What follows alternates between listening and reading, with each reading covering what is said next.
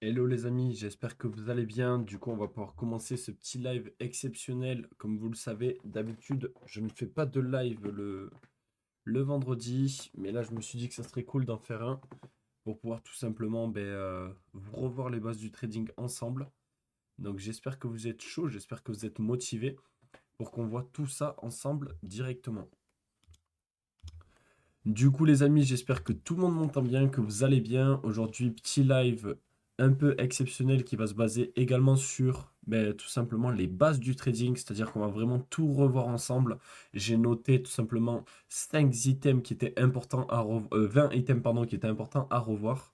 Donc on va voir ça maintenant. Je vais noter item par item, on va tout montrer sur le graphique et le but, c'est que vous puissiez tout simplement apprendre en direct avec moi. Donc j'attends que tout le monde se connecte, j'avais dit à 16 heures. Donc là, on attend que tout le monde se co, et à partir du moment où tout le monde est co, on commence.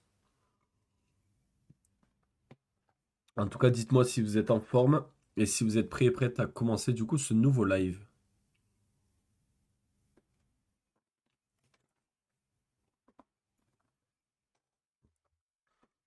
Salut Mariam, comment tu vas?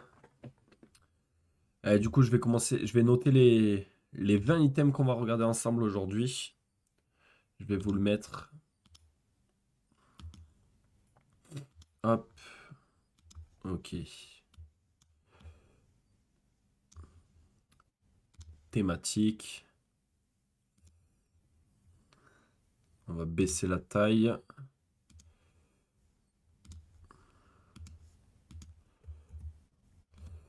Donc voilà la liste, les amis, des 20 thématiques qu'on va pouvoir aborder aujourd'hui. Donc je vous laisse regarder tranquillement. En attendant du coup que tout le monde se connecte, dites-moi si j'ai oublié des choses. Normalement c'est plutôt clair.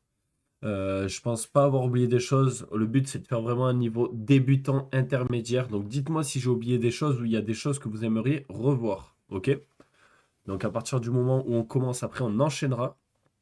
Mais du coup, déjà, dites-moi si avec la liste que je vous ai mis là, c'est good, on est plutôt complet, ou s'il y a d'autres choses que vous voulez voir. En restant sur un niveau, du coup, débutant, intermédiaire, bien sûr.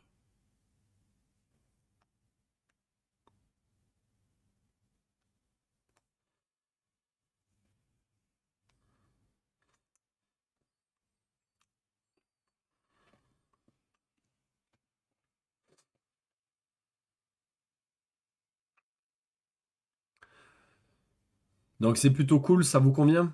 Dites-moi un peu dans le chat, est-ce que ça vous convient, du coup, la liste que je vous ai mis là?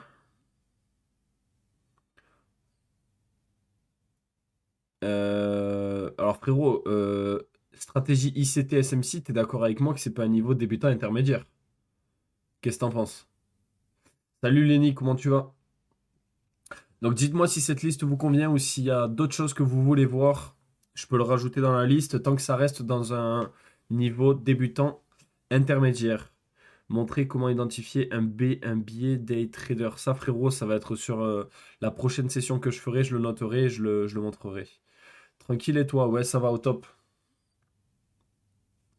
Dites-vous que je referai une session pour niveau intermédiaire avancé où là on pourra avoir des choses beaucoup plus poussées. Là le but c'est vraiment de faire du contenu sur donc du coup du niveau intermédiaire et débutant.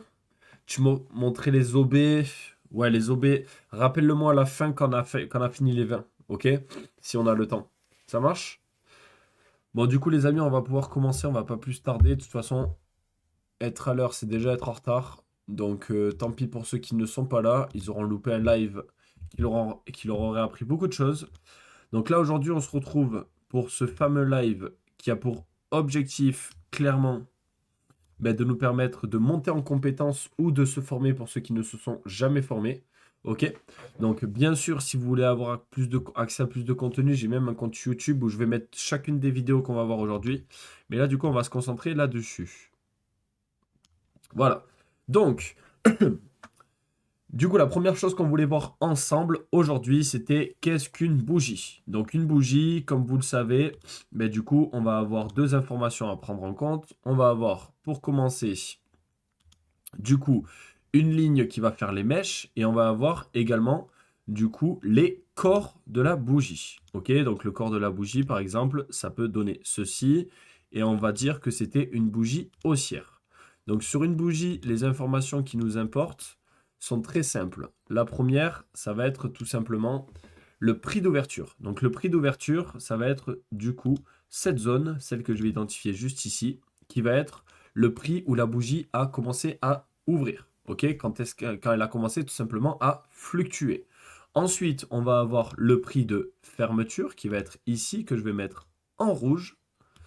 Et ensuite, on va avoir les mèches. Donc les mèches, ça va être tout simplement ici le plus haut atteint pendant tout simplement pendant le mouvement. Et ici, le plus bas atteint pendant le mouvement. Donc en gros, une bougie, on a quatre informations. On a le prix d'ouverture, le prix de fermeture, le prix où la bougie est montée au plus haut pendant par exemple les 5 minutes, et le prix où la bougie est descendue au plus bas, par exemple pendant 5 minutes si on est sur une unité de temps de 5 minutes. OK? Et donc du coup, nous, ce qui nous intéresse de voir, c'est que tout simplement, combien elle a fait par exemple de pips, à combien elle s'est arrêtée. On va avoir également des bougies qui vont nous donner des informations. Des bougies qui, en fonction de la forme qu'elles vont avoir ou en fonction du mouvement qu'elles ont eu, qui vont pouvoir nous donner pas mal d'informations. Mais en gros, une bougie, comme vous pouvez le voir, donc on peut appeler ça une bougie, un doji, un candlestick, bref, une bougie comporte quatre informations, le prix d'ouverture, le prix de fermeture, le prix le plus haut atteint pendant donc du coup l'unité de temps de la bougie et le prix le plus bas atteint pendant l'unité de temps de la bougie. Donc du coup, est-ce que c'est good pour tout le monde par rapport à qu'est-ce que c'est une bougie? Dites-moi si c'est OK. Allez, essayez d'être rapide, comme ça on enchaîne, on a quand même 20 items à voir ensemble. Donc le but c'est que vous puissiez quand même être assez réactif.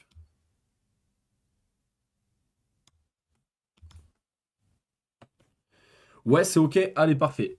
Du coup, deuxième chose qu'on voulait voir ensemble, c'était donc les time frames. Donc on va rester par rapport aux bougies. Donc comme vous le savez, une bougie, ça a une unité de temps. Et cette unité de temps, peux la définir. Par exemple, en trading, ça peut être une minute, ça peut être 5 minutes, 15 minutes, 30 minutes, une heure, 4 heures, un jour, une semaine. Bref, on a des unités de temps prédéfinies.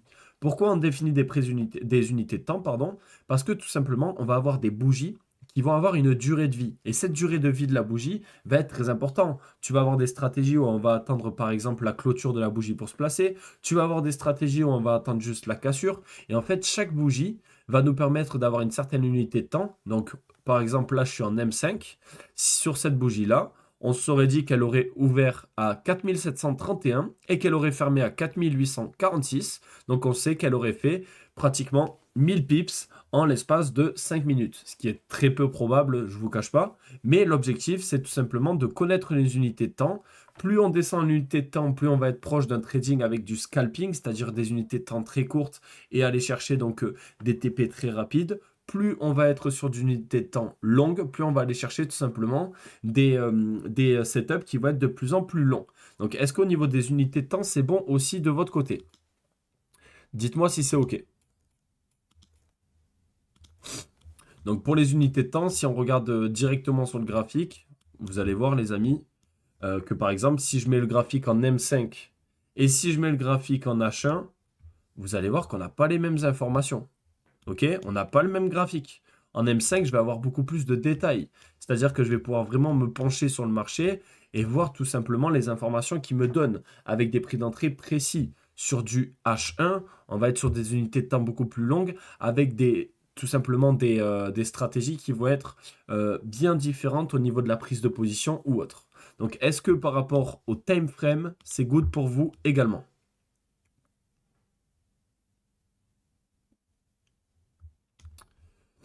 Donc dites-moi si c'est OK les amis. Donc on a vu les bougies ce que c'était, on a vu un time frame ce que c'était. Parfait. Donc on peut supprimer ces deux-là. Parfait.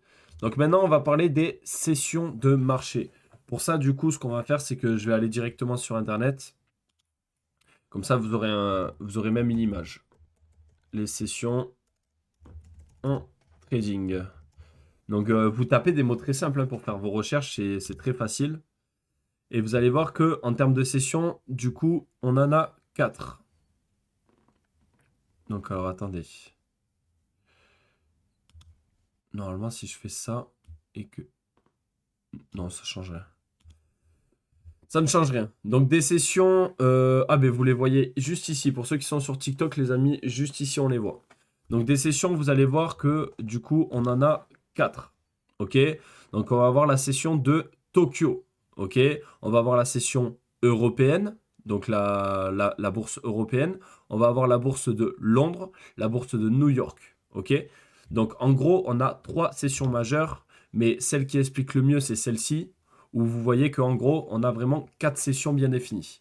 Pourquoi c'est important de connaître les sessions, les amis? Parce qu'en fait, une session va te permettre de savoir quand est-ce que la volatilité va être déclenchée. Durant une session et durant une ouverture et une clôture de session, vous allez voir qu'on va avoir plus ou moins de liquidité. Pourquoi? Parce qu'on va avoir des institutions qui vont injecter justement de la liquidité pour pouvoir faire bouger la session.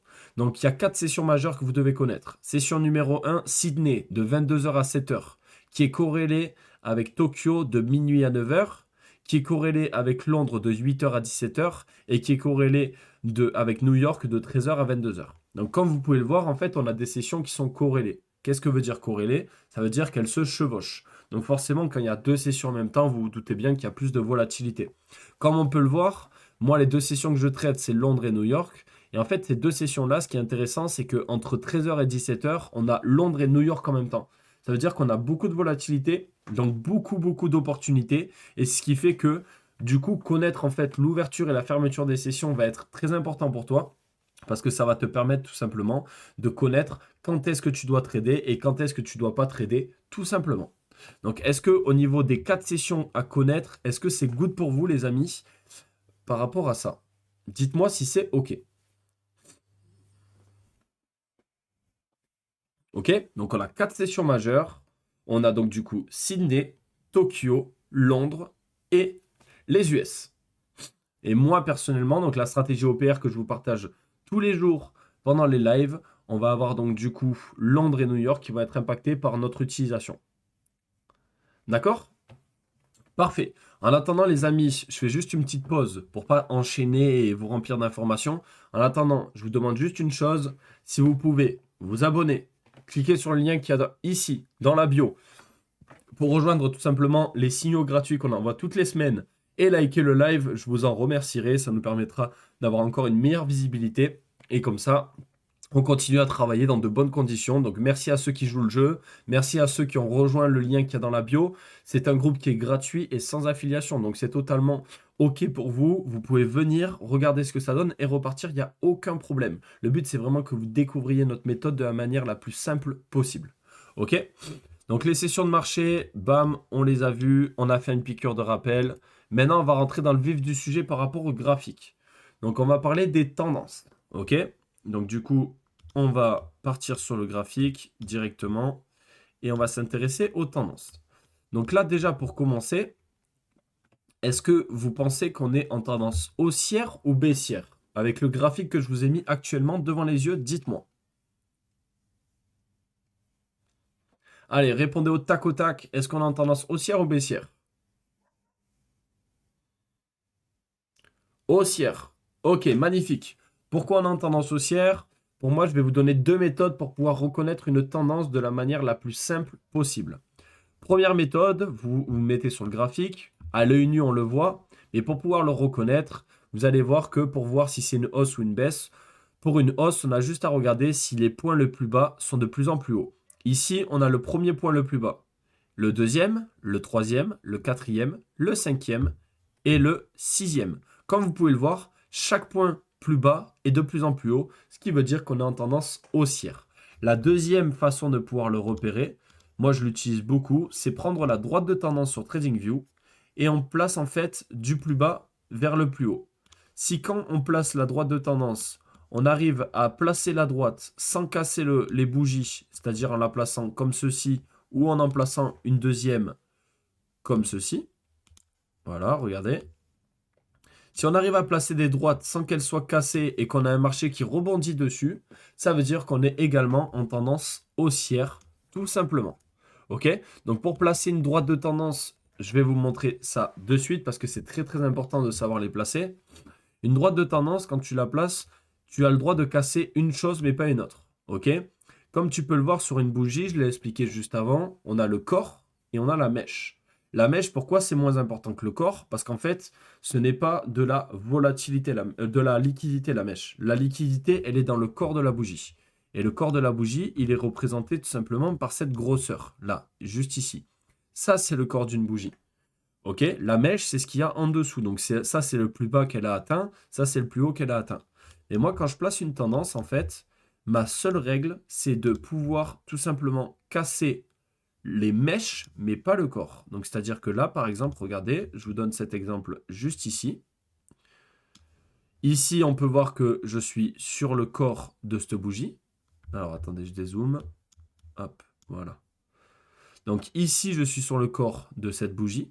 Le corps, le corps. Là, je casse les mèches, mais on s'en fout parce que j'ai pas cassé le corps. OK? Donc quand je place une tendance, la règle d'or, c'est je casse les mèches, pas le corps. Si un corps casse la tendance, ça veut dire que la tendance n'est plus valide, les amis. Ça veut dire que la tendance est cassée et qu'on peut avoir du coup un retournement de tendance. Est-ce que c'est clair pour les zones de tendance? Dites-moi si c'est OK.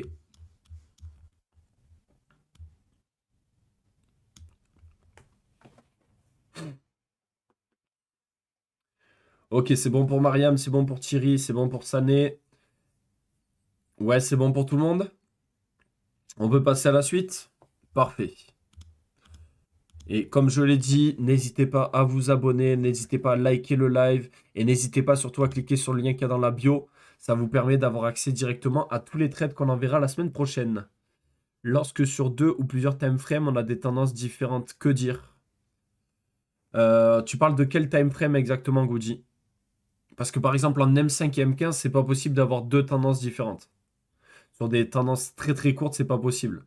Par contre, si en M5, tu as une tendance haussière, mais qu'en H1, tu as une tendance baissière, c'est toujours la grosse unité de temps qui prend tout simplement la force sur la petite unité de temps. Ok, Goody?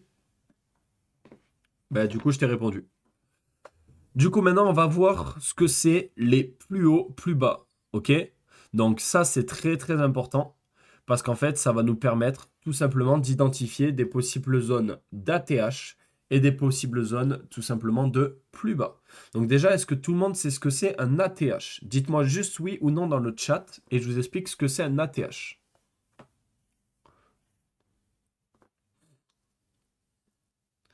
Ok, oui, non. Ok, il y a des noms. Donc, un ATH, qu'est-ce que c'est? Pour ça, on va se mettre en weekly sur le gold pour vous montrer. Ok? Donc un ATH, ça va être tout simplement, je vais enlever les dessins. Alors attendez. On va masquer tous les dessins, parfait. Donc, qu'est-ce qu'un ATH, les amis? Je vais vous l'expliquer de manière très simple. Un ATH, ça va être tout simplement le plus haut historiquement atteint par la paire en question. Là, on est sur le XOUSD. Ça veut dire qu'en fait, l'ATH du XOUSD va être donc les 5599,50. OK? Donc, en gros, les 5600. Donc, le plus haut historique du gold, c'est les 5600. Il n'est jamais allé plus haut. Ce qui veut dire qu'aujourd'hui, une once d'or au plus haut atteint, c'était 5600 dollars de valeur. Donc un ATH, c'est important de le connaître et de le comprendre. Pourquoi?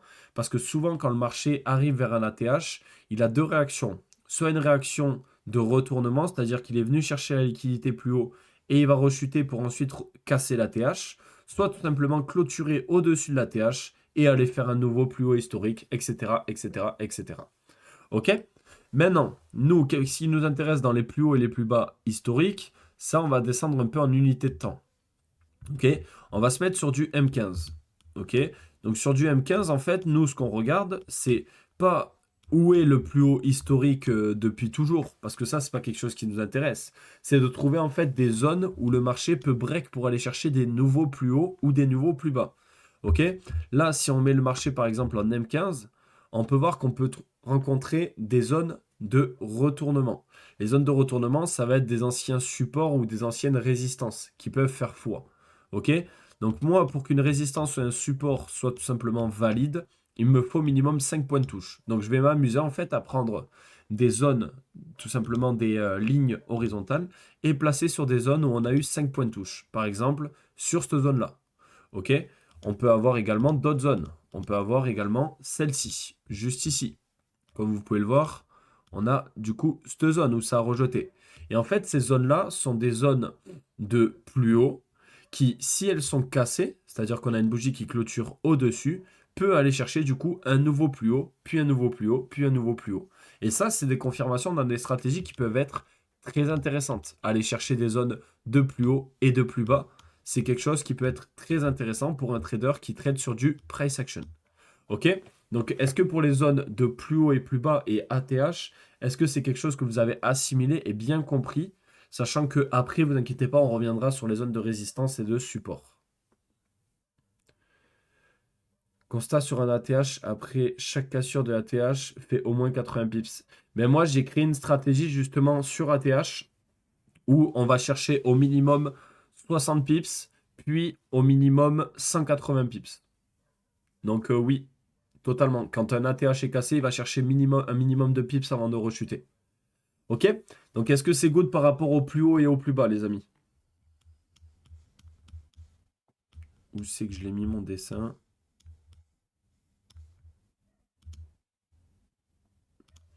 Je l'ai mis où ma liste? J'ai perdu ma liste. Bon, je vais en refaire une, c'est pas grave. Donc tout ça, je vais l'enlever. Alors 30 secondes.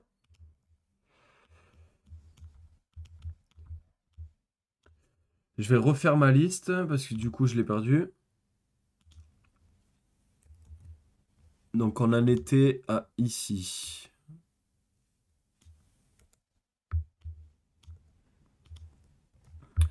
Ok, donc on en est au numéro 6, c'est-à-dire qu'est-ce qu'un range? Ok? Donc est-ce que vous savez ce que c'est un range ou pas du tout? Et si jamais vous ne savez pas, je vais bien l'expliquer parce que les zones de range, c'est très très intéressant.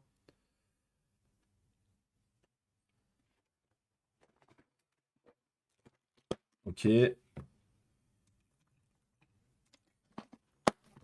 Alors, un range, qu'est-ce que c'est un range? Un range, ça va être tout simplement une zone où on va avoir un marché qui va tout simplement accumuler de la liquidité.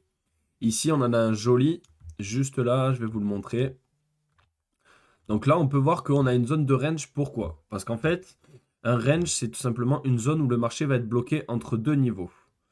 Donc un niveau de plus bas et un niveau de plus haut. Ok, donc c'est-à-dire en gros un support et une résistance.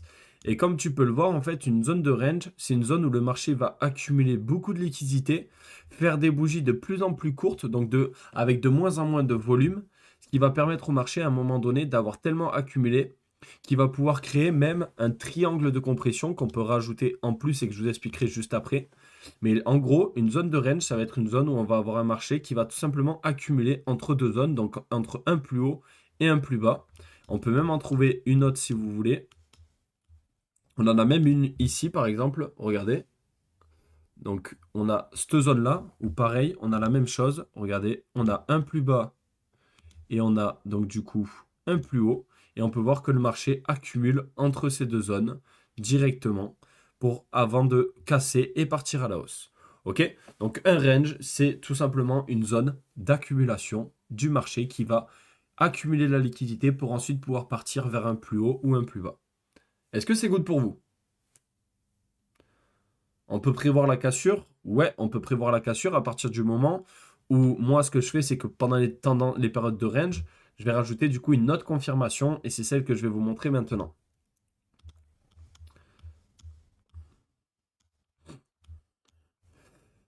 Donc, imaginons nous sommes en période de range, c'est-à-dire qu'on est sur ce marché actuel et on a tout simplement une zone de range qui est en train de se former. Ce que vous allez rajouter comme mode confirmation, c'est tout simplement le triangle de compression. Donc, on a le triangle de compression bullish, où on va aller chercher un achat, et le triangle de compression bearish, où on va aller chercher tout simplement une vente. OK? Et en fait, un triangle de compression, à quoi il sert? Il va servir tout simplement à avoir une zone identifiée d'achat et une zone identifiée de vente. Là, comme vous pouvez le voir, on était plus sur un triangle de compression bullish que Birish. Pourquoi? Parce que en fait, sur le plus bas, donc sur le bas de notre triangle de compression, on était vraiment sur une zone platonique. Donc dans ces cas-là, moi, ce que je fais, c'est que je place du plus haut au plus bas comme une tendance. Et pour le bas, en fait, ce que je vais placer, c'est tout simplement une ligne horizontale. OK? Donc la zone en fait où on a eu le marché qui rebondit, donc la zone où le marché rejette en fait vers la hausse. Et en fait, ce qu'on va attendre, c'est tout simplement que notre triangle de compression soit cassé. OK? Donc là, l'exemple, il est un peu faussé parce qu'on est sur une ouverture de marché. Comme vous pouvez le voir, là, on a un gap qui s'est créé, donc on a eu une ouverture de marché. Mais normalement, vous allez voir, le marché, ce qu'il fait, c'est qu'en fait, il accumule, il accumule, il accumule. Et si je vous montre même un exemple de triangle de compression, donc triangle de compression. Hop, voilà. Voilà pour l'exemple. Donc vous regardez ici sur TikTok et ici sur Twitch. Donc qu'est-ce qu'un triangle de compression? Un triangle de compression, c'est tout simplement un triangle qui est formé où on a un marché qui va perdre en volume de plus en plus, c'est-à-dire qu'on va avoir des bougies de moins en moins grandes et à un moment donné, on va avoir donc du coup une cassure et donc du coup soit un achat avec cassure vers le haut, soit une vente avec cassure vers le bas. Donc comme vous le voyez sur ce graphique-là, on avait notre triangle de compression qui était en train de se former. On a eu notre gap qui a confirmé la cassure et derrière, explosion haussière. Du coup, est-ce que c'est good pour tout le monde par rapport au triangle de compression? Et par rapport également aux zones de range.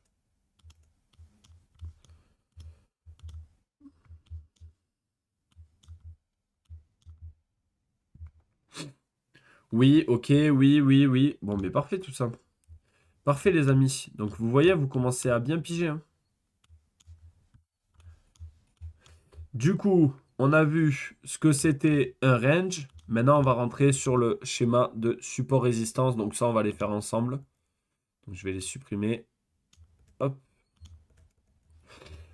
Donc, qu'est-ce qu'un support et qu'est-ce qu'une résistance et comment les repérer? Moi, j'aime repérer mes supports et mes résistances en M5. Pourquoi? Parce que je vais avoir une unité de temps très courte avec donc du coup des marchés qui vont être assez courts pour pouvoir trouver des supports et des résistances vraiment hyper intéressants. Donc, surtout pertinents. Donc déjà, un support et une résistance, c'est quoi? C'est tout simplement un plafond et un sol. Le plafond, c'est le support. La résistance, c'est le plafond.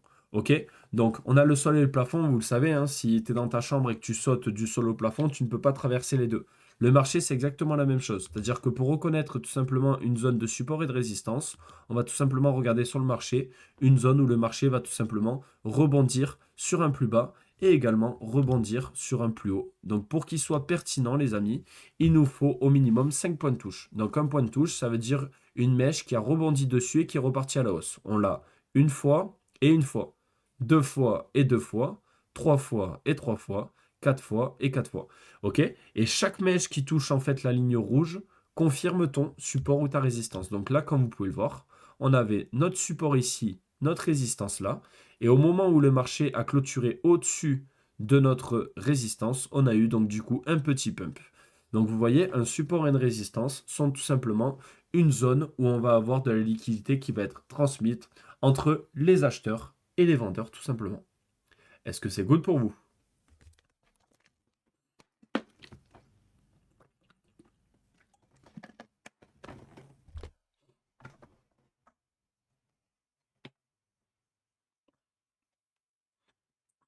Hmm.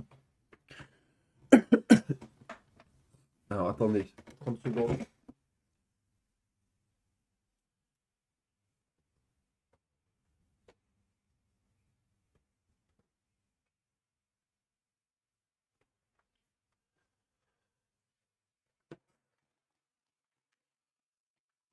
Ok, magnifique.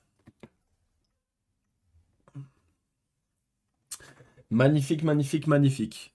Du coup, maintenant, on va pouvoir voir la suite. Donc la suite, il me semble que c'était, on était sur de la liquidité. On va juste checker ça. Donc, est-ce que tout le monde sait ce que c'est la liquidité et surtout, est-ce que vous savez la reconnaître? Parce que c'est surtout ça, parce qu'en soi, de la liquidité, tout le monde sait à peu près ce que c'est. Mais est-ce que vous savez au moins la reconnaître? En tout cas, merci à toutes les personnes qui s'abonnent. Merci à toutes les personnes qui, pendant le live, ont déjà rejoint le lien qu'il y a dans la bio. Encore une fois, le lien qu'il y a dans la bio, c'est pas pour rien. C'est pour vous faire découvrir notre méthode de manière la plus simple possible et pour vous permettre tout simplement d'aller chercher des résultats avec nous si on le peut de manière totalement gratuite et sans affiliation. Ok? Donc, la liquidité, qu'est-ce que c'est?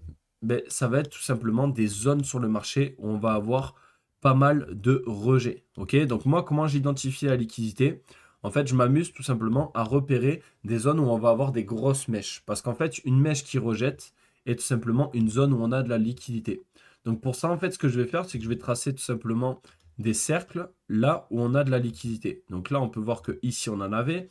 On avait cette longue mèche également ici.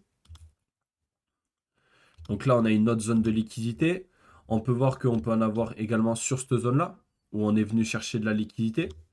Et on va même utiliser autre chose que je vais vous montrer juste après. Donc moi, je trace en fait ces zones où vous voyez que le marché vient chercher de la liquidité pour pouvoir repartir ensuite à la hausse. Et en fait, les autres zones que je vais utiliser, ça va être un indicateur qui s'appelle le FVG. Donc le FVG, ça va être tout simplement des zones de liquidité qu'un indicateur va placer automatiquement sur mon graphique pour pouvoir tout simplement identifier des zones où le marché peut se retourner. Donc un FVG, qu'est-ce que c'est les amis? C'est tout simplement un Fair Value Gap. Donc un Fair Value Gap, en gros, pour vous expliquer de manière très simple, ça va être une poche de liquidité que le marché va créer pendant des tendances haussières ou baissières. Ok? Donc pendant ces tendances haussières, on peut voir que le FVG va se créer avec des bougies haussières. Donc les FVG verts sont créés avec des bougies haussières, les FVG rouges sont créés avec des bougies baissières. Et comment se crée un FVG de manière très simple? C'est tout simplement, il va se créer pendant une tendance haussière, donc pendant une impulsion. Et en fait, on va utiliser trois bougies pour l'identifier. On va utiliser la bougie numéro 1 et la bougie numéro 2 et la bougie numéro 3. Donc en gros, cette grosse bougie qu'il y a ici, on savait qu'elle a créé un FVG. Pourquoi? Parce que si vous regardez bien, entre la bougie numéro 1 qui est ici et la bougie numéro 3 qui est ici, c'est-à-dire le plus haut de la bougie numéro 1 et le plus bas de la bougie numéro 3, on a un trou dans le marché. On n'a pas de bougie qui est venue rentrer dans cette zone. Donc ça veut dire qu'on a une poche de liquidité qui va pousser le marché vers le haut quand c'est un FVG acheteur et qui va pousser le marché vers le bas quand c'est un FVG vendeur. Voilà ce que c'est un Fair Value Gap. C'est tout simplement une poche de liquidité sur le marché. Est-ce que c'est OK pour vous par rapport à ça?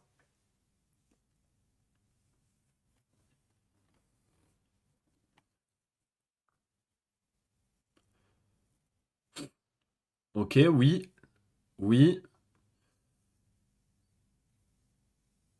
Elle ne doit pas venir la rattraper. Alors, pendant les tendances haussières, non, il ne va pas venir les rattraper, Pablo, parce qu'en fait, le marché va tellement utiliser cette poche de liquidité pour pouvoir repartir à la hausse. Et comme tu peux le voir sur cet exemple, ça a été fait. On a un marché qui est venu chercher le FVG juste ici, qui a méché dessus pour au final repartir à la hausse. Donc en fait, les FVG vont aider le marché à choisir sa tendance et à partir dans un sens comme dans l'autre. Par contre, attention, gros disclaimer par rapport à ceux qui utilisent ça, un FVG n'est pas un mur, hein. Ça peut être cassé, d'accord? Donc n'utilisez pas juste le FVG comme seule confirmation pour acheter ou vendre. Un FVG peut très bien se former et la bougie d'après être cassée. Donc faites attention, le FVG n'est pas indestructible. Ok? Il peut être cassé à tout moment, donc faites attention à ça. Ok? Donc est-ce que c'est good pour tout le monde par rapport à ça?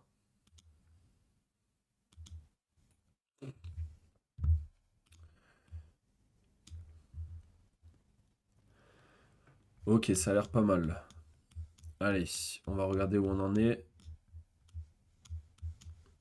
Et on en est là.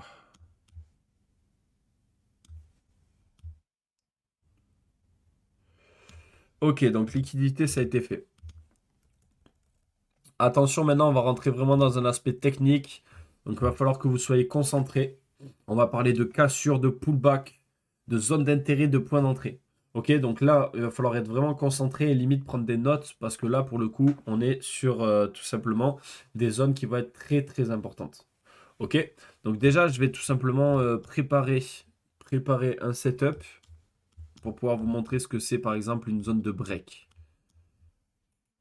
Ok, on va utiliser celui-là. Donc je vais enlever les informations superflues. Voilà. Donc là, ce qu'on va faire, les amis, c'est qu'on s'est mis en M5 sur le gold, tout simplement. Et je vais prendre une stratégie très simple. Ça va être la stratégie des tendances. Ok? Donc la stratégie des tendances, c'est très simple, c'est que tu vas tracer une droite de tendance sur une zone où on voit que le marché est par exemple en hausse, et on va tout simplement positionner notre tendance pour que on puisse repérer un changement de tendance, c'est-à-dire un possible retournement. Ok? Donc qu'est-ce que c'est une cassure? Ça va être tout simplement une bougie qui ne va plus respecter par exemple la tendance dans laquelle on va être. Ok? Donc là, on est en tendance haussière comme vous pouvez le voir, comme je vous l'ai dit, les plus bas sont de plus en plus hauts. Mais à un moment donné, comme vous pouvez le voir, on a eu une bougie qui a décidé d'en faire autrement, c'est-à-dire qu'elle a tout simplement cassé notre droite de tendance. Donc casser, ça ne veut pas dire qu'elle a juste cassé, ça veut dire qu'elle a clôturé en dessous. Ça veut dire que la bougie a clôturé en dessous de la droite de tendance sous 5 minutes de temps. Donc elle avait 5 minutes de temps pour vivre, elle a réussi à passer sous la tendance, donc c'est celle-ci la bougie, et elle a clôturé en dessous. Donc une cassure, qu'est-ce que c'est? Ça va être tout simplement une bougie qui va décider à un moment donné de clôturer sous une zone qu'on avait identifiée. Et donc ça peut être une potentielle confirmation acheteuse ou vendeuse. Dans ce cas précis, on aurait pu très bien prendre une vente à partir du moment où on aurait eu le pullback. Et le pullback, c'est ce que je vais expliquer juste après. Donc est-ce que c'est good par rapport à tout simplement ce que c'est une cassure? Attention, une cassure est différente de cassure-clôture. Une cassure, c'est juste par exemple, je vous montre, par exemple ça, celle-là. Cassure, par exemple, c'est celle-ci. La bougie qu'on a là, elle a cassé. Elle a juste cassé justement parce que comme vous pouvez le voir, le corps de la bougie a clôturé au-dessus. Moi, ce que je veux quand j'utilise une confirmation, alors attendez. Moi, ce que je veux quand j'utilise par exemple une confirmation, c'est qu'on ait une bougie qui clôture en dessous de la zone. Et je veux pas juste qu'elle casse, parce que si elle casse, ça peut être très intéressant pour une fausse cassure, et les fausses cassures, on les verra juste après. Ok? Donc, est-ce que c'est good pour vous par rapport à ce que c'est une cassure? Donc, je préfère vous le montrer dans le marché actuel plutôt que de vous montrer avec des outils, parce que je trouve que c'est un peu plus parlant par rapport à une personne qui s'y connaît pas. Ok? Parfait. Maintenant, on va voir ce que c'est un pullback, les amis. Et là, pour le coup, pour le pullback, on va tout simplement le faire autrement. Ok. Donc un pullback, qu'est-ce que c'est? Je vais vous montrer ça de suite. Donc le pullback, ça va être tout simplement une zone de prix d'entrée qu'on va prendre autrement que lorsque si c'était cassure-clôture. Donc imaginons, on a un marché qui fluctue. Ça va être notre résistance. Ok? Donc cette résistance, elle a du mal à être cassée. Bam, bam, ça rebondit pas mal dessus. Mais à un moment donné, on a tout simplement le marché qui décide tout simplement de suivre le cours haussier. C'est-à-dire qu'il revient chercher un plus bas et à un moment donné, il va casser. Nous, quand on se place sur une stratégie, on ne va pas se placer à la cassure. Parce qu'en fait, si on se place à la cassure clôture, mais en fait, ça veut dire qu'on se placerait à cette zone-là, alors que le bon prix d'entrée, il est là. Donc en fait, ce qu'on va attendre, ça va être la notion de pullback. Ça veut dire que le marché va d'abord venir rechercher la zone de résistance pour ensuite repartir à la hausse et continuer sa hausse. Donc un pullback, en gros, de manière très simple, qu'est-ce que c'est? Ça va être tout simplement un retournement au prix d'entrée après une cassure. Donc en fait, le marché va casser, venir rechercher notre prix d'entrée, repartir à la hausse et du coup aller chercher un nouveau plus haut. Voilà ce que c'est un pullback, les amis, et ça pour le coup c'est quelque chose de très intéressant parce que ça permet d'avoir un meilleur prix d'entrée que si on s'était placé à la cassure clôture. Donc en gros notre but c'est d'aller chercher un meilleur PE pour pouvoir acheter à un meilleur prix et donc du coup gratter des pips en plus et donc avoir un meilleur risk reward. Est-ce que c'est good par rapport au pullback?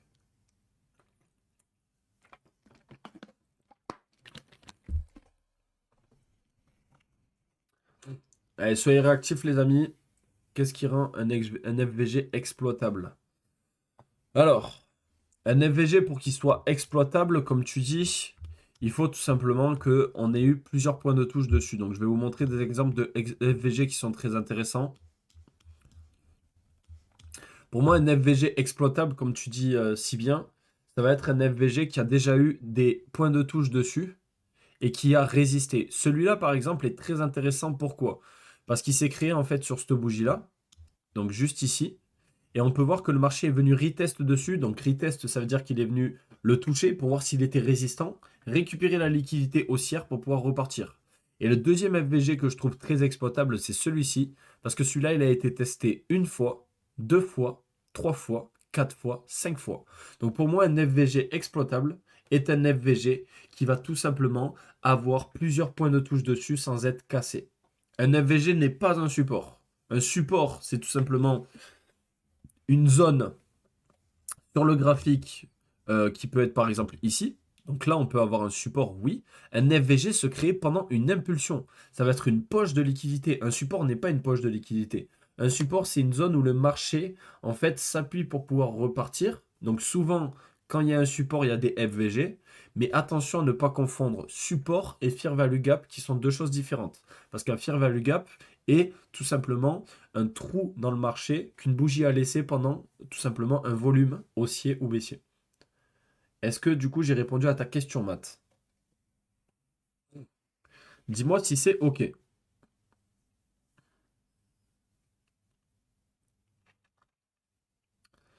Et en tout cas, merci à toutes les personnes qui s'abonnent, qui ont liké le live et surtout merci à tous ceux qui ont rejoint le lien qu'il y a dans la bio. Vous ne serez pas déçus, vous verrez, on envoie un à deux signaux par jour toutes les semaines.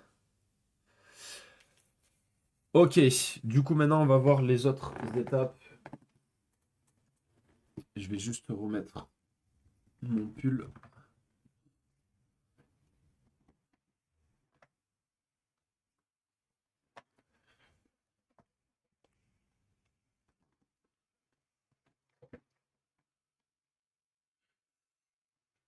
Allez. Du coup, est-ce qu'il y a des questions par rapport aux items qu'on a vus juste avant ou est-ce que pour l'instant c'est plutôt clair, les amis? Un FVG est-il un point de confirmation pour entrer dans une position? C'est un point de confirmation, mais n'est pas la confirmation ultime. Ok? Attention, il y a une grosse nuance dans ce que je dis. Ok? On n'utilise pas seulement le FVG pour se placer. On utilise plusieurs confirmations qui sont corrélées avec le FVG. D'accord, Stan? Donc attention de ne pas utiliser que le FVG pour pouvoir se placer. C'est ce que je disais juste avant, un FVG n'est pas indestructible.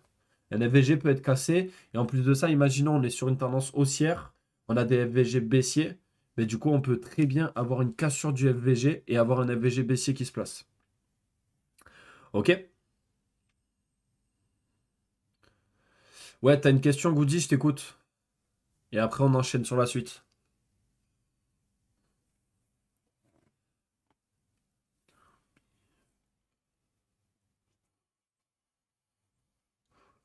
N'hésitez pas si vous avez des questions.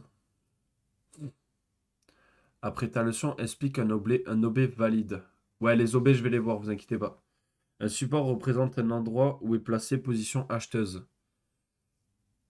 Oui, et donc, quelle est ta question? C'était ça ta question ou pas? Parce que du coup, vu qu'il n'y a pas de point d'interrogation.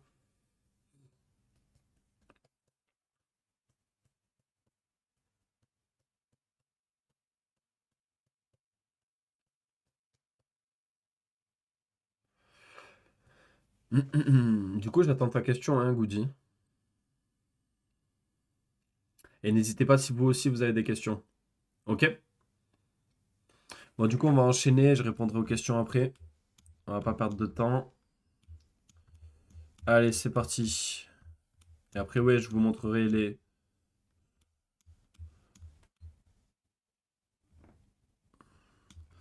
Donc, du coup, on a vu ce que c'était une cassure. On a vu ce que c'était une pullback.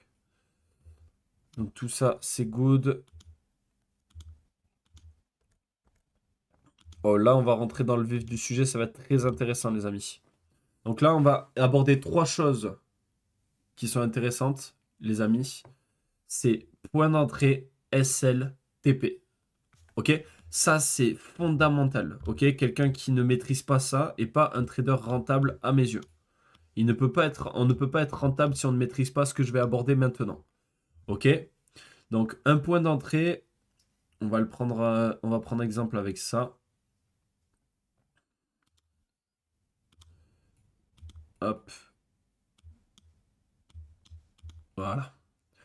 Donc, un point d'entrée, ça va être tout simplement une zone où on va décider d'acheter ou vendre. OK? Donc la zone où on va décider d'acheter ou vendre, c'est parce qu'on a eu une confirmation haussière ou baissière. Donc les prix d'entrée sont très importants. Pourquoi? Parce que c'est là où on va décider tout simplement de se placer. D'accord? Ensuite, on va avoir deux choses. C'est-à-dire que quand on lance un trade avec un objectif de profit, c'est-à-dire une zone où on veut que le marché tout simplement se retire en profit. Et on va avoir également une zone où on va aller se limiter en termes de pertes pour minimiser le risque. Donc le prix d'entrée est ici. La zone de perte est ici, on appelle ça un stop loss. Et la zone de gain est ici, on appelle ça un take profit. Ça veut dire qu'en fait, quand on lance un trade, on est sécurisé sur l'achat parce qu'on n'a pas besoin de suivre le marché pendant toute la journée pour voir ce qu'il a fait. Notre zone de take profit va clôturer automatiquement le trade en positif. Et à l'inverse, on va également calculer notre risque car notre but, c'est de perdre uniquement ce qu'on est prêt à perdre. Moi, personnellement, quand je lance un trade, je ne perds jamais plus de 1% de mon capital. Ce qui veut dire que quand je lance un trade, j'ai mon prix d'entrée, mon take profit et mon SL. Ce qui fait que je contrôle le risque, contrôle le gain et que je trade tout simplement avec intelligence et professionnalisme. Est-ce que c'est good par rapport à ça, les amis?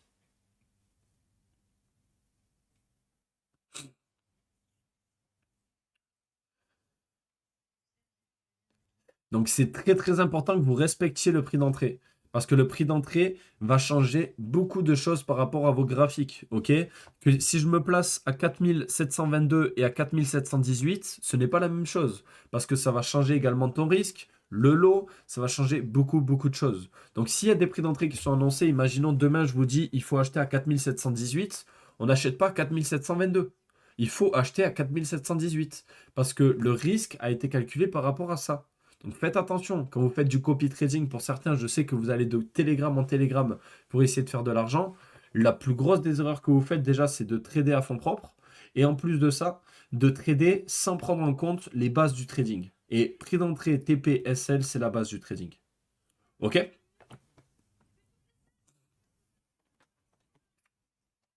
Du coup, tant qu'on est sur ça, on va aborder un autre point.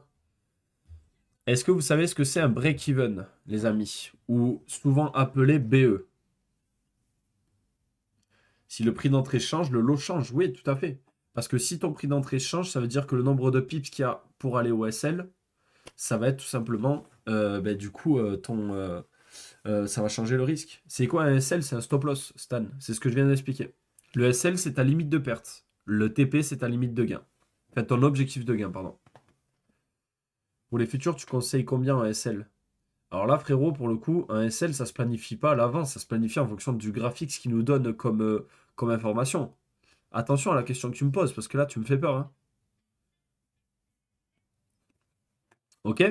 Donc, qu'est-ce qu'un break-even ou souvent appelé BE? Ça va être tout simplement une technique de management des trades. Donc, imaginons que vous avez pris une vente, pardon, à 4723. Nous avons donc du coup un TP1 à 4700, enfin à 4688 et un TP2 à 4640. Donc, ça veut dire qu'en gros, on va prendre deux ventes avec un risque de 0,5% pour la première et 0,5% pour la deuxième, ce qui fait 1% au total. Donc ça veut dire que tu vas vendre deux fois au même prix, mettre deux fois le même SL, mais on va aller chercher deux profits différents. Un profit assez proche et un profit assez loin. Qu'est-ce qu'un break-even? Ça va être tout simplement une stratégie de management qui va te permettre que au moment où le marché va tout simplement venir toucher ton TP1 et qu'ensuite il va partir vers ton TP2, tu vas tout simplement mettre ton SL sur le prix d'entrée.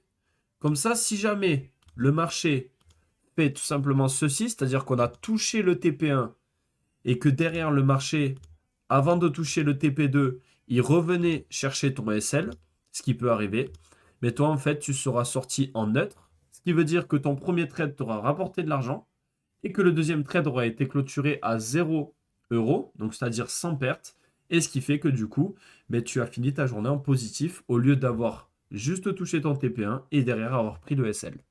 Donc est-ce que vous avez bien compris ce que c'est du coup un break-even, donc la notion de BE?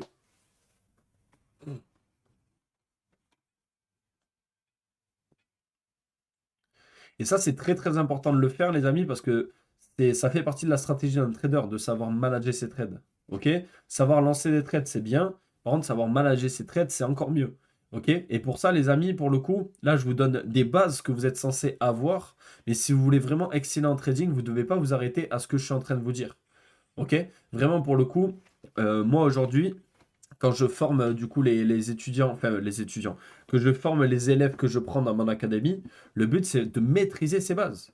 Si aujourd'hui, quand vous êtes sur le live, vous vous rendez compte qu'en fait, tout ce que je suis en train d'évoquer, vous n'êtes même pas sûr de les maîtriser, il faut absolument que vous commenciez à apprendre avant de vouloir faire de l'argent. Et pour ça, les amis, moi j'ai décidé d'ouvrir quelques places. Je vous en parle un peu pendant l'appel. Mais mon but, c'est d'ouvrir quelques places du coup à des nouvelles personnes. C'est-à-dire qu'aujourd'hui, je suis prêt à accompagner de nouvelles personnes à partir du moment où vous respectez trois critères. Avoir un peu de temps tous les jours à m'accorder, être déterminé, pas dire ah mais j'ai pas le temps, ah ouais mais là je suis occupé, ah ouais mais là j'ai mal à la tête, ah ouais mais là je suis fatigué. En fait, c'est soit vous décidez de prendre le trading au sérieux et vous aurez des résultats sérieux, soit pour le coup, ben, laissez la place à d'autres personnes.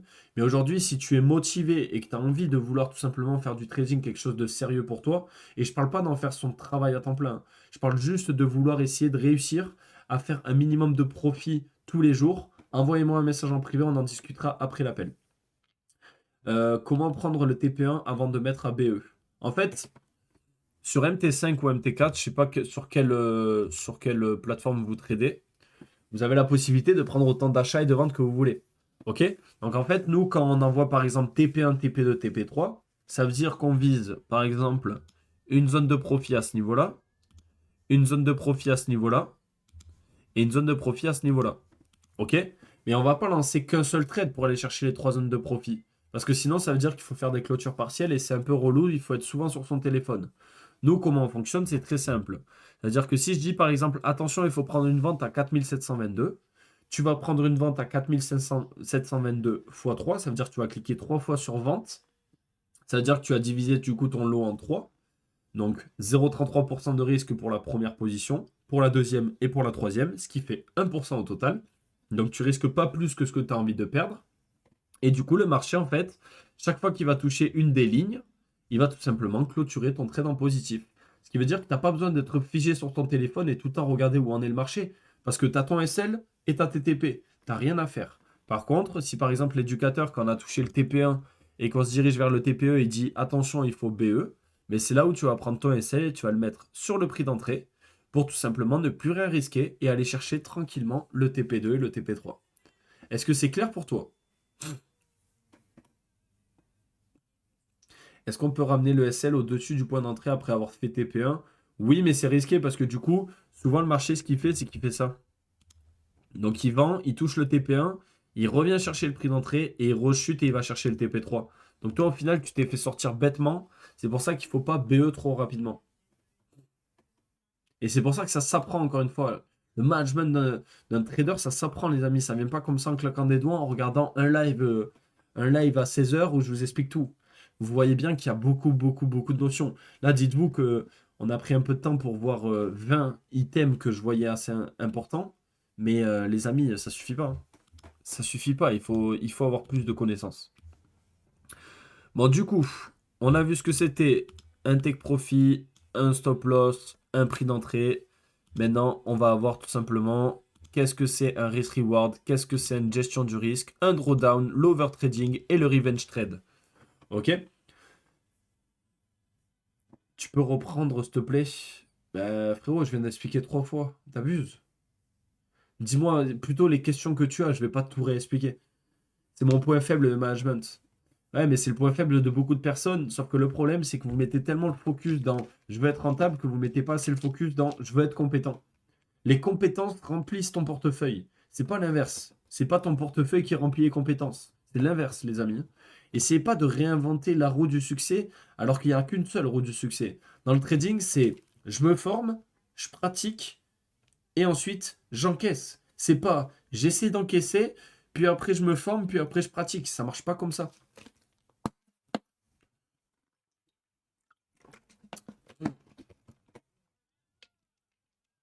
Du coup, les amis, est-ce que vous savez ce que c'est un risk reward? Un RR. Mais pour toutes les personnes où le management c'est votre point faible, les amis, je comprends même pas. Parce que pour la plupart, là, par exemple, Stan, ça fait au moins 4-5 fois que tu viens sur les lives. Et qu'est-ce qui t'empêche de m'envoyer un message et qu'on en discute ensemble? ça n'est exactement la même chose. Je suis d'accord avec vous, les traders débutants sont focus sur les gains. Mais tout le monde, vous êtes tous focus sur les gains. C'est abusé. J'entends, j'entends les gens dire, ouais non mais j'ai pas d'argent pour me former. Par contre, le gars, il va aller poser 300 balles sur un compte à fonds propre. Il est où l'intérêt? Tu vas poser 300 balles sur un compte à fonds propre, au final tu vas les perdre, et tu vas dire, ah ouais mais le trading c'est trop dur. Mais logique frérot, tu t'es pas formé. C'est comme si la première fois que tu montais sur un vélo, tu commençais direct sans les petits trous et t'essayais de cabrer. C'est logique que tu n'y arrives pas. S'il y a des étapes, c'est pas pour rien. Et le problème, c'est que il y a tellement de gens qui ont fait n'importe quoi dans le trading qu'aujourd'hui, ben, les gens, en fait, ils arrivent, ils posent un capital, ils le crament, ils posent un capital, ils le crament. Ils vont suivre des personnes qui font juste de l'affiliation. Enfin bref, là, en vrai de vrai, on est en train de s'éparpiller, mais en gros, c'est ça. Ok? Bon, maintenant, je vais vous expliquer ce que c'est un risk-reward. Donc, le risk-reward, c'est genre 90% de ta rentabilité. Donc là, pour le coup, il faut être méga concentré. Ok, donc posez-moi les questions après, mais soyez concentrés sur le risk-reward. Donc un risk-reward, qu'est-ce que c'est? Je vous explique ça de suite. Donc un risk-reward, les amis, c'est tout simplement ce que tu es prêt à perdre par rapport à ce que tu es prêt à gagner. Ok? Donc en gros, comment savoir si un trader est rentable ou non? On regarde souvent ses risk-reward. Pourquoi? Parce que imaginons je trade avec des risk-reward neutres, c'est-à-dire que je suis prêt à perdre 1% de gain pour 1% de perte. Mais du coup, ce qui se passe, c'est que je vais prendre 2 SL et je vais prendre un TP. Mais ça fait 2 moins 1, ça veut dire que je suis en négatif. Alors que si tu trades avec des risk rewards positifs, donc des risk rewards de minimum 1 pour 2, et bien en fait, imaginons on prend 2 SL mais un seul TP, et bien avec le seul TP, tu vas pouvoir être en neutre. Pourquoi? Parce que ton SL c'est moins 1%, mais tes TP c'est plus 2%. Ça veut dire que tu prends 2 SL mais un TP qui est à 2%, ça annule. Du coup, à partir du moment où tu commences à trader avec des risk rewards positifs, c'est là où tu vas pouvoir tout simplement aller chercher de la rentabilité, même en ayant un taux de réussite pas important. Un trader n'a pas un taux de réussite de 80, 90 ou 100%, ça n'existe pas, ce n'est pas vrai. N'écoutez pas les gens qui disent ça. Un bon trader est un trader qui a un risk-reward positif et qui va avoir peut-être un pourcentage de réussite de 60%, 50%, mais qui, avec un ou deux trades, va faire la rentabilité de toute une semaine. Donc le risk-reward, c'est très important d'avoir un risk-reward positif. Pourquoi? Parce que ça te permet tout simplement de, en cumulant les SL et les TP, finir ta semaine en positif alors que tu n'as pas un bon taux de réussite. Est-ce que vous comprenez l'importance du coup du risk-reward?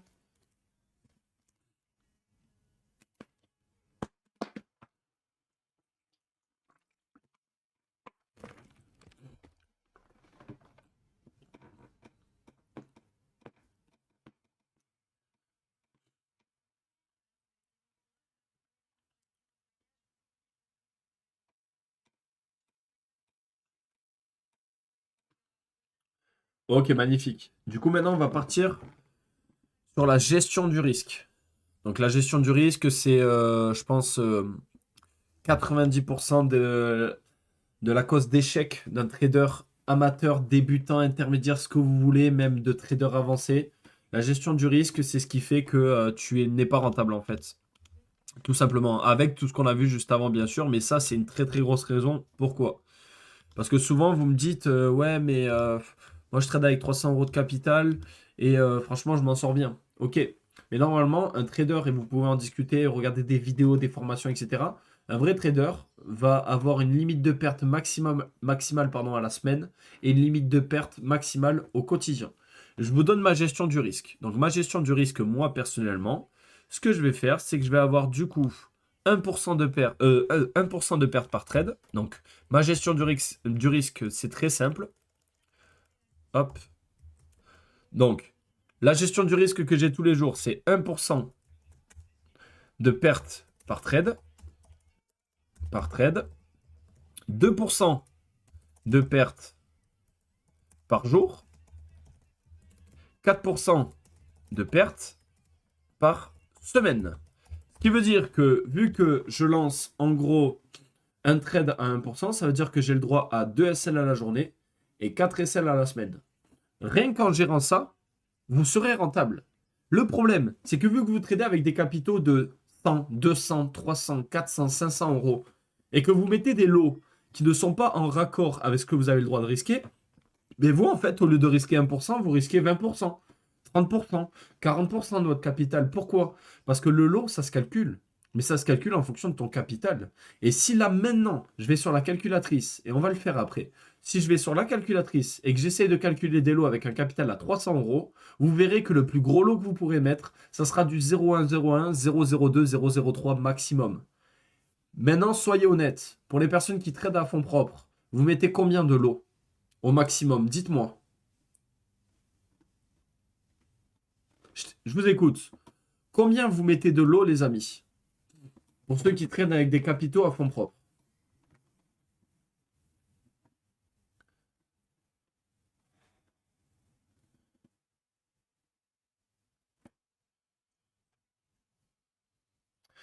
0,01, 0,02. Moi, je sais même pas où on met. 0,03, 0,02. 0,01, 0,01. Ok, ça marche. Maintenant, ma question, elle est très simple. Et après, on va aller calculer les lots et je vais vous montrer une dinguerie. Mais juste question. Pourquoi vous vous embêtez à trader avec des lots à 0,01, 0,02, 0,03 alors qu'en investissant beaucoup moins et en prenant beaucoup moins de risques, vous pouvez mettre des vrais lots avec les propres firmes? Expliquez-moi. Moi, je maîtrise pas cette histoire de lot. Mais là, frérot, il faut se former absolument. Comment calculer le lot? Je vais vous le montrer juste après comment on calcule les lots. Mais là, on parle sérieux. Est-ce que vous savez ce que c'est un propre firme, les amis?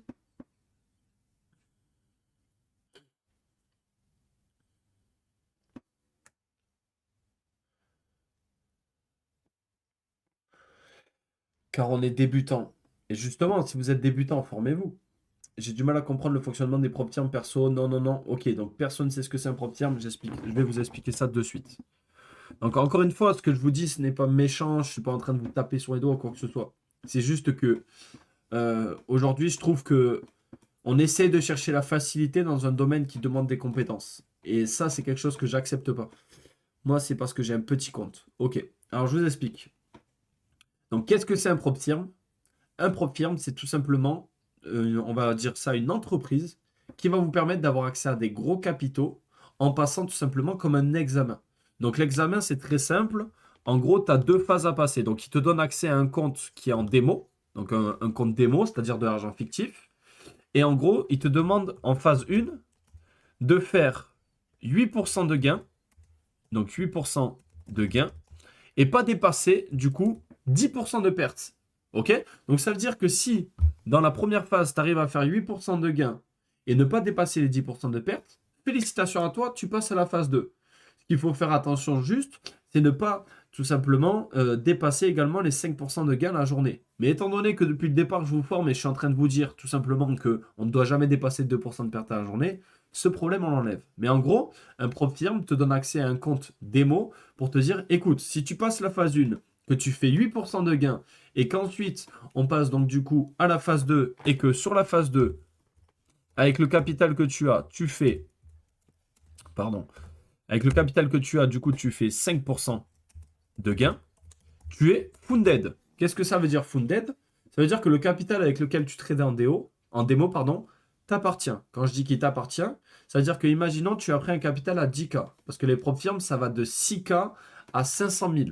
OK? Et en fonction du montant que tu choisis, c'est plus ou moins cher les inscriptions. Mais dites-vous une chose de manière très simple, hein.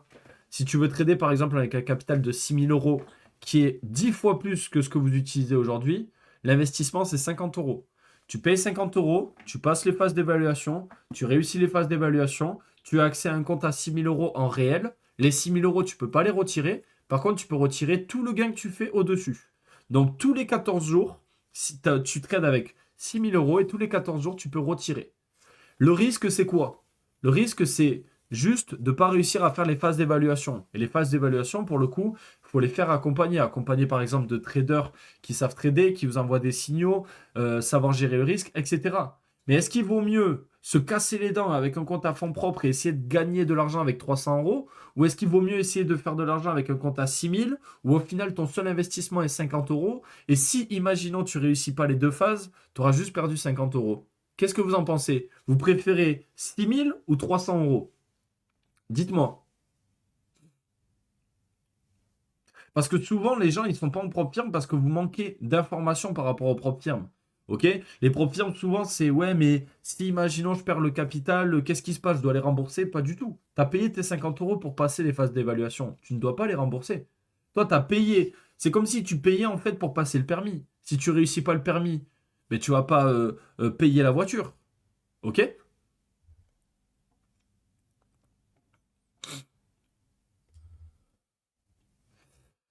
Alors, je préfère 300 euros. Pourquoi tu préfères 300 euros? Peut-être que je me suis mal exprimé. C'est possible. Parce que je préfère 300 euros. Donc, si demain, j'ai une enveloppe de 300 euros et demain une enveloppe de 6000 euros, toi, tu préfères les 300 euros, c'est ça? Mais qu'est-ce que la propre firme gagne du genre, ils ont un pourcentage? Quand tu fais un retrait, la propre firme, du coup, il récupère 10% de ce que tu as gagné, toi, tu récupères 90%. Et ce qu'ils ont gagné, c'est du coup forcément les frais d'adhésion de la propre firme, c'est tout.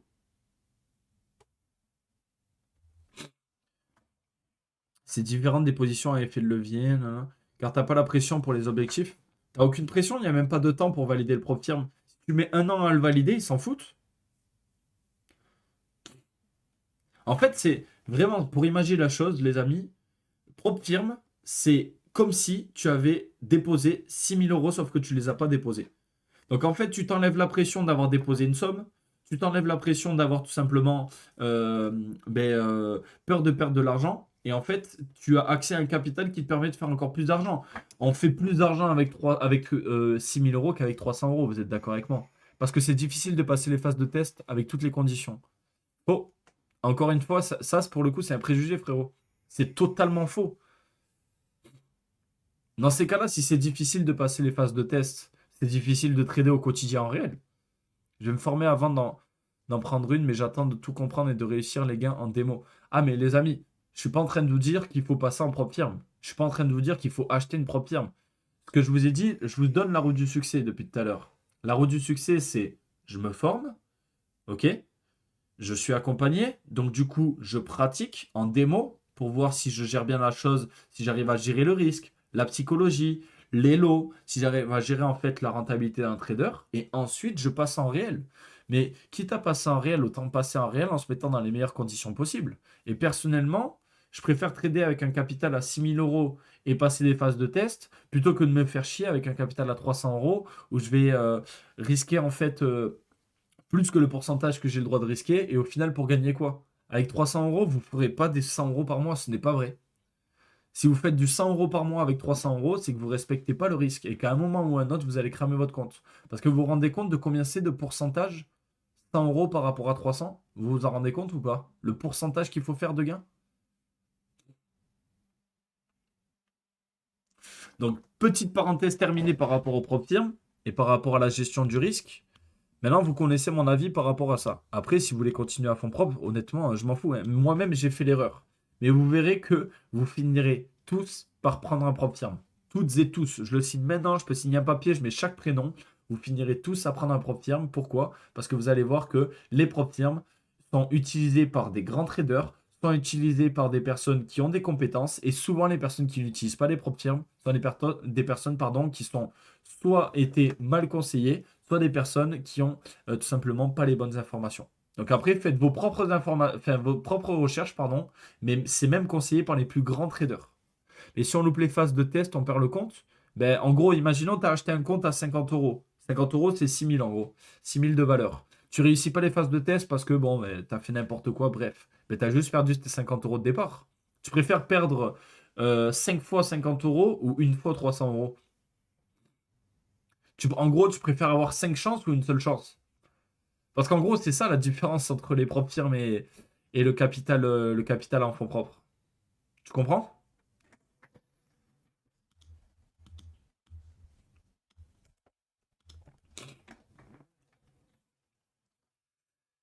Est-ce que c'est good pour vous? Après, encore une fois, ça n'est que mon avis, hein, je ne suis pas expert. Je suis là juste pour vous donner mon avis par rapport à ce que vous faites. Et encore une fois, par rapport à l'expérience que j'ai pu avoir. J'ai commencé à fond propre. Aujourd'hui, ça fait plusieurs années que j'utilise les propres termes. Ça n'a rien à voir. Et vraiment, pour le coup, et ta rentabilité est bien plus grande avec des propres firmes. Après, encore une fois, les amis, pour celles et ceux qui veulent passer à un next level par rapport au trading, il faut que vous vous formiez. Que vous choisissiez, peu importe la formation, je m'en fous, que ce soit la mienne, une autre, on s'en fout. Mais déjà, choisissez une formation où vous avez du coaching, parce que essayer de vous former tout seul dans une usine, ça sert à rien. Et après, pour le coup, on va pouvoir enchaîner sur la suite. Donc, tu peux montrer pour calculer le lot, c'est mon gros problème. Ouais, on va faire ça, Lenny, t'inquiète pas. D'abord, on va finir les trois trucs qui restent. Ok? Donc, un drawdown, qu'est-ce que c'est les amis? Un drawdown, ça va être tout simplement une phase où sur ton compte, tu vas être en négatif. Donc, imaginons ton capital de départ, c'est 6 000. Tu es en dessous des 6 000, ça veut dire que tu es en drawdown. Pour remonter un drawdown, tu es censé normalement réajuster ton fonctionnement.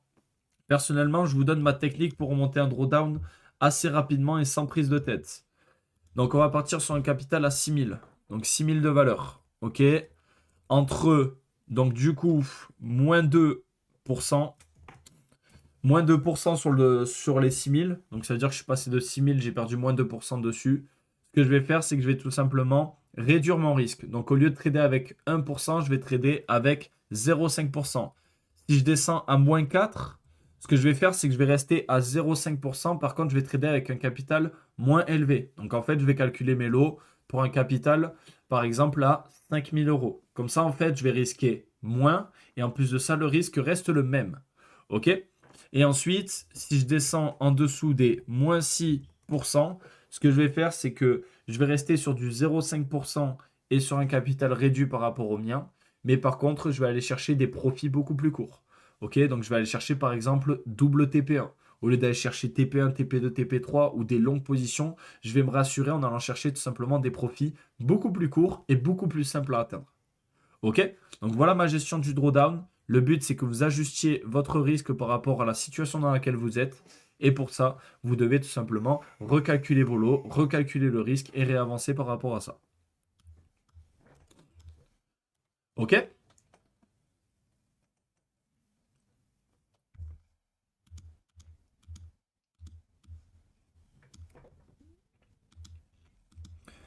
On arrive sur les deux derniers points.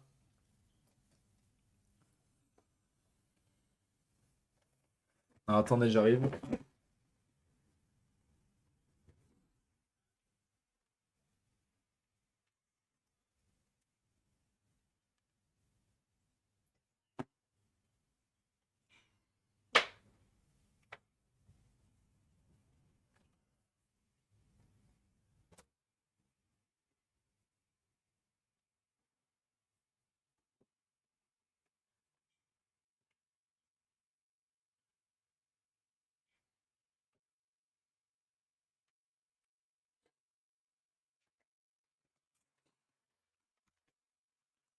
Allez, du coup, on va pouvoir calculer, apprendre à calculer le lot et tout. Je vais juste remettre un réglage sur mon ordinateur. Hop.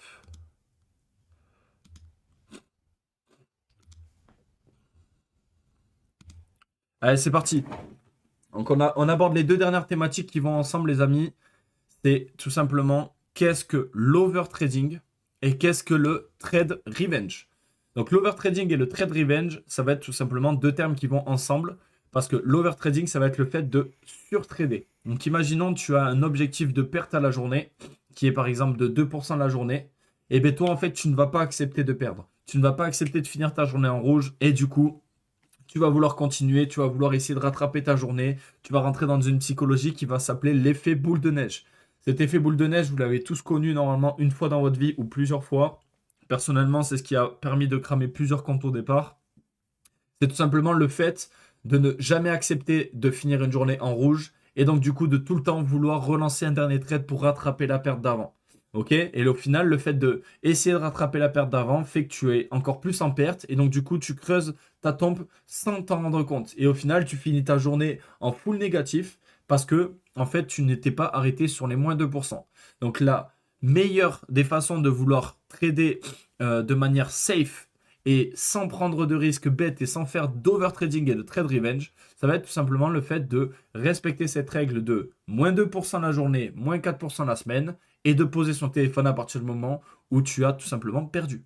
Parce que ce qu'il faut que vous compreniez, et ça, notez-le les amis, c'est que la rentabilité d'un trader ne se fait pas par rapport au nombre de trades qu'il va lancer à la semaine ou par rapport au nombre de trades qu'il va lancer à la journée. La rentabilité d'un trader va se faire par tout simplement sa capacité à gérer les moments de down, donc les moments où il va être tout simplement en drawdown, donc en perte, et savoir tout simplement aller chercher du gain quand les journées sont favorables. Donc un trader rentable n'est pas un trader qui va chercher du bleu tous les jours.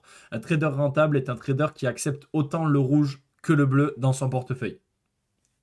Est-ce que c'est clair par rapport à ça?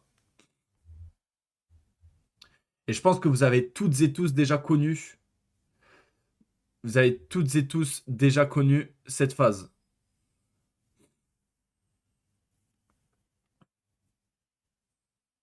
Est-ce que vous m'entendez toujours autant? Parce que je sais pas pourquoi mon téléphone a été repassé en Wi-Fi. Est-ce que vous m'entendez? Dites-moi rapidement si c'est good par rapport à ça.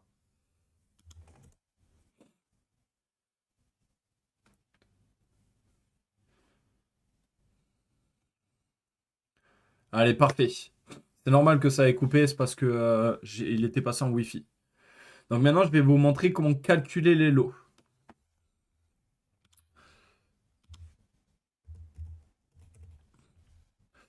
Donc si vous voulez calculer le lot, le site que je vous conseille, c'est CBFX.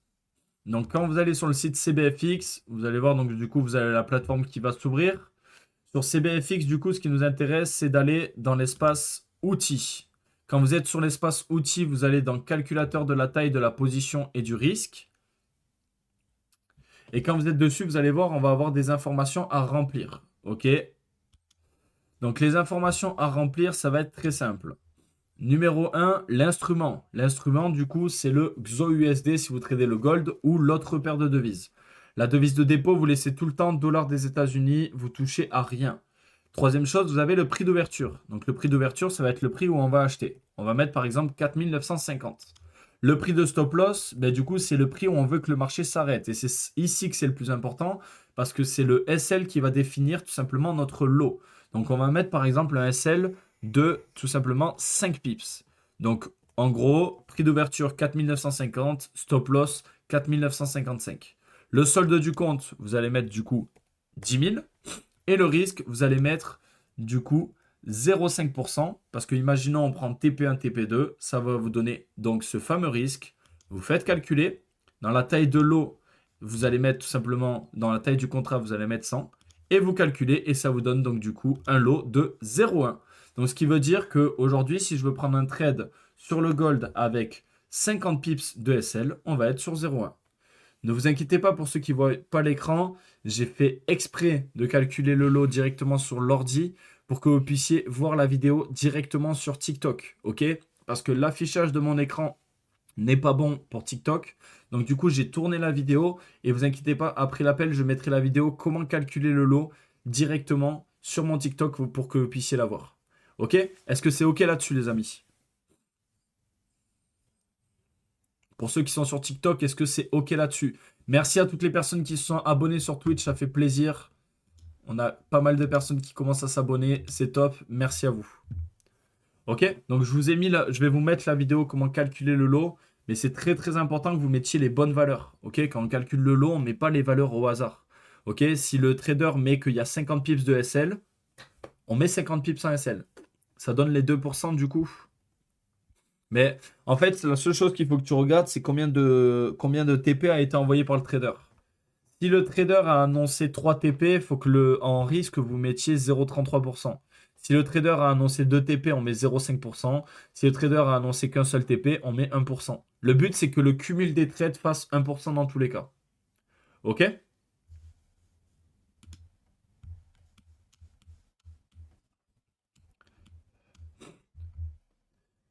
Mais comment on choisit le SL du coup? Mais le SL, frérot, c'est si tu trades manuellement, si tu trades toi avec ta propre stratégie, tu le définis quand tu analyses. Et si tu suis un éducateur, du coup, tu utilises le SL que lui il t'a donné. C'est-à-dire que s'il y a un signal qui est envoyé, Normalement, si le trader est bon, il est censé donner prix d'entrée, TP, SL. C'est obligatoire. Aucun trader rentable ne trade sans SL. Ça n'existe pas. Tu comprends? Avec plaisir. Du coup, encore une fois, pour les personnes qui veulent avoir accès à un accompagnement ou à un coaching par rapport au trading, que ce soit niveau débutant, intermédiaire, avancé, autonome, ce que vous voulez, envoyez-moi un message en privé. J'ai tout simplement ouvert des nouvelles places chez Elvor Corp. J'ai 3 places. Donc pour celles et ceux qui veulent, vous avez juste à m'envoyer un message en privé. Et pour celles et ceux qui veulent pas se prendre la tête et avoir accès uniquement à notre méthode de manière totalement gratuite, vous avez un lien dans la bio. Vous avez juste à cliquer dessus et vous êtes dans mon groupe public où on envoie tous les jours des signaux pour que vous puissiez apprendre à trader avec nous. Ok? Du coup, les amis, dites-moi, moi j'ai fait le tour de tout ce que je voulais aborder avec vous. Dites-moi si vous avez d'autres choses que vous voulez voir. On va prendre encore 10-15 minutes maximum de live. Donc dites-moi maintenant s'il y a d'autres thématiques que vous voulez voir. C'est maintenant.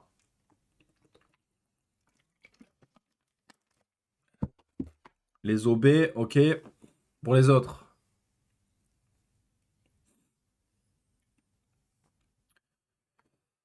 Ok, les OB.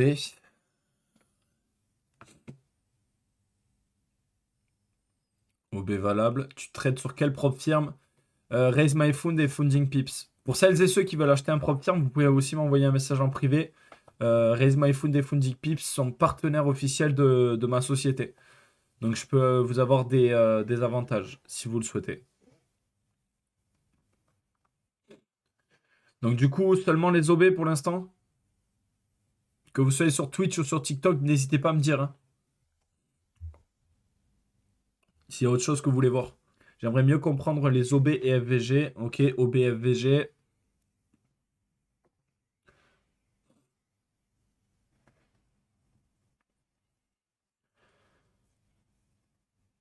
Ok, ben on va partir sur ça alors les amis. C'est parti.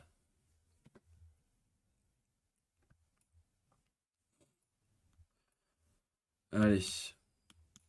Je vais juste essayer de trouver des OB avant qu'on commence. Ouais, là j'envoie un beau. Hop. Donc, on va parler des order blocks. Et le diminutif, du coup, ça va être OB. Ok. Alors, du coup, première chose, on va avoir tout simplement. Donc, un order block, on va tout simplement le reconnaître par une zone où on va avoir plusieurs rejets. Ok. Donc, rejet par exemple ici. Donc, c'est-à-dire une zone où on va avoir des longues mèches. Donc, un order block, pour qu'il soit valable, c'est comme un support, une résistance. Comme une tendance, il faut qu'il ait plusieurs points de touche. Donc là, par exemple, l'OB que je vois, qui est plutôt intéressant, c'est celui-ci. Pourquoi? Parce qu'on peut voir qu'en fait, c'est une zone où le marché a souvent rejeté pour pouvoir repartir à la hausse. Ok? Premier rebond, on est parti à la hausse. Deuxième rebond, on est parti à la hausse. Ok? Et en fait, l'OB peut avoir deux symboles de confirmation. Premier symbole de confirmation, acheteur, si on rebondit pour pouvoir partir à la hausse, c'est-à-dire qu'on rentre dans l'order block pour au final en ressortir et partir vers la hausse. Ou sinon, on peut avoir également des confirmations vendeuses si un order block est cassé, du coup, vers le bas. Donc, quand un order block est cassé vers le haut, c'est tout simplement un symbole haussier. Quand l'order block est cassé vers le bas, c'est un symbole baissier. Les gars, dites-vous que s'il me répond pas. Mais qu'est-ce que tu chalaques, toi? Je sais même pas quitter. Je sais même pas quitter, frérot. Pourquoi tu parles? T'as une photo de profil, on voit pas quitter, et t'as même pas de prénom. Comment veux-tu que je sache quitter? T'es énorme, toi. Du coup, est-ce que vous avez compris ce que c'est un order block?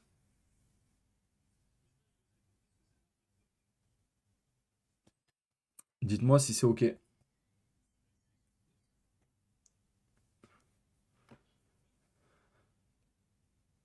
Tu peux le faire sur un autre OB? Ouais, carrément. Carrément, carrément. Ben là, on en a un du coup, sous forme de résistance. On en a un ici. Je vous montre.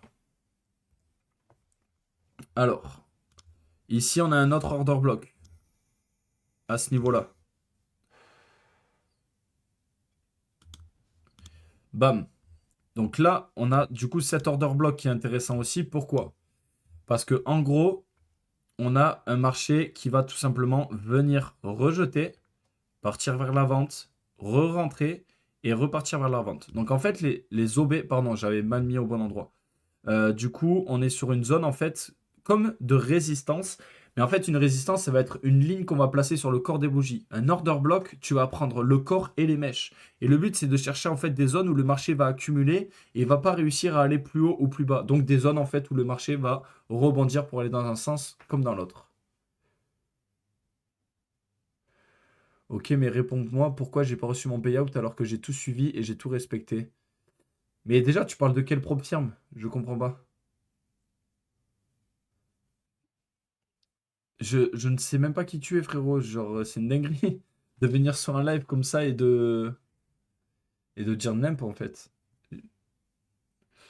Malheureusement, mon casque est tombé en panne aujourd'hui à cause de mon chat. Je ne peux donc pas entendre votre voix. Ce serait super si vous pouviez me répondre par message. Ah ouais, d'accord.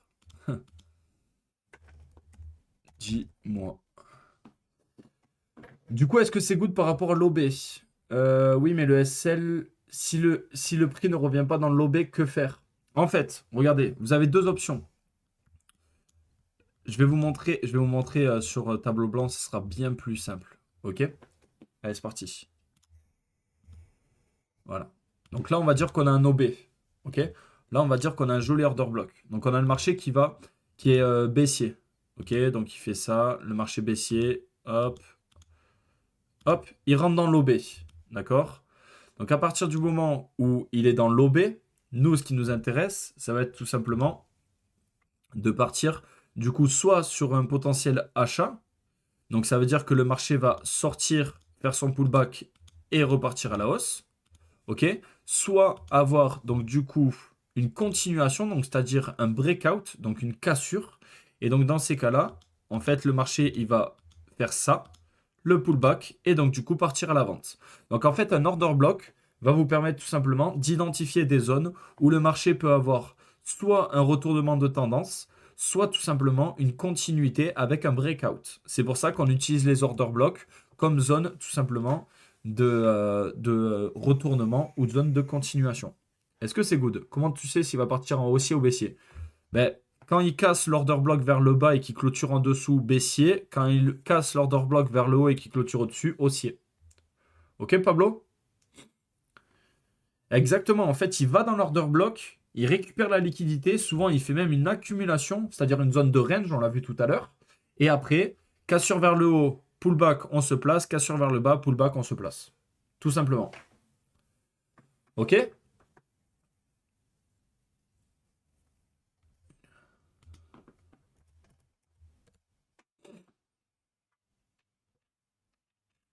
Good, c'est parfait. Donc, vous voulez pas voir autre chose?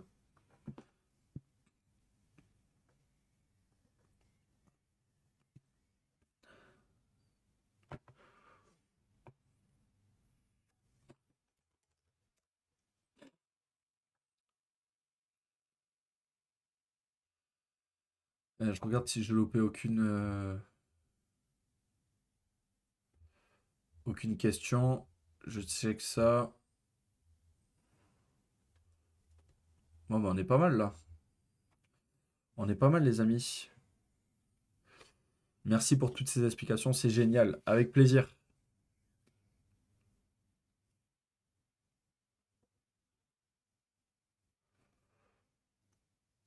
Alors, tout ce qui va être BOS, OTE et tout, je le ferai dans un prochain épisode, les amis. Ça fait déjà 1h30 que je suis avec vous. Là, vraiment, on reste sur les fondamentaux. Donc, si vous avez des questions sur les bases niveau intermédiaire débutant, on s'y penche. Pour tout ce qui va être OTE, BOS, tout ce qui va être également, donc du coup, PY ou des choses comme ça, on le fera dans le prochain appel. Tu fais des formations payantes? Oui, je fais des formations payantes et du coup, la formation s'appelle Elvorcorp. Tu relèves comme ça quand? Ben, potentiellement vendredi prochain si j'ai le temps, mais ça sera un vendredi, c'est sûr, parce que le lundi, mardi, mercredi, jeudi, ben, je vais tout simplement faire mes lives habituels où on va analyser et prendre des opportunités. Ok? Donc je le redis, je le répète, pour les personnes qui veulent avoir accès à un accompagnement et intégrer donc du coup un coaching et une formation, je vous laisse m'envoyer un message en privé avec grand plaisir. Pour les autres, du coup, ceux qui l'ont pas encore fait, vous avez un lien dans la bio, que ce soit sur Twitch ou sur TikTok, pour pouvoir tout simplement rejoindre le canal Telegram pour découvrir notre méthode. Et ceux qui l'ont pas encore fait, abonnez-vous. Les vidéos vont bientôt sortir, que ce soit sur Twitch, sur YouTube, sur TikTok, sur Insta, on va bombarder. Donc merci à vous de votre, tout simplement de votre présence, de vos questions. Et on se donne rendez-vous du coup au prochain épisode, c'est-à-dire lundi à 15h. Salut les amis, je vous souhaite